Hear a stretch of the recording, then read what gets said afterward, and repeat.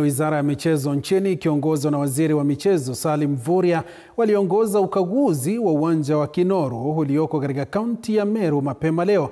Uwanja huo ni mojawapo ya viwanja ambavyo vitatumika kuandaa michuano ya dimba la AFCON mwaka 2027. Aidha, waziri ameeleza kuwa uwanja huo ni miongoni mwa kadhaa nchini ambao unakarabatiwa kabla ya kukabidhiwa kwa serikali ya kaunti mnamo mwezi Agosti mwaka huu. Zaidi ya akademia 37 zimebuniwa ili kukuza talanta mbalimbali nchini.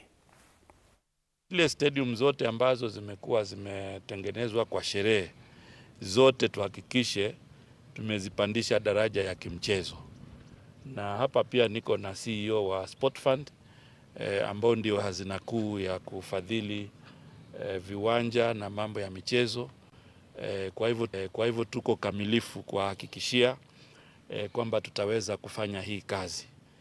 Na kwa sababu rais aliahidi handing over in August, kuanzia mwezi wa June tutaanza kufanya tendering ya hizi kazi ambazo tumekubaliana ili tuweze kukamilisha. Kwa sababu tunahitaji viti, tunahitaji playing surface ambayo kiwango ya at least minimum ya CAF, na pia maybe international matches inaweza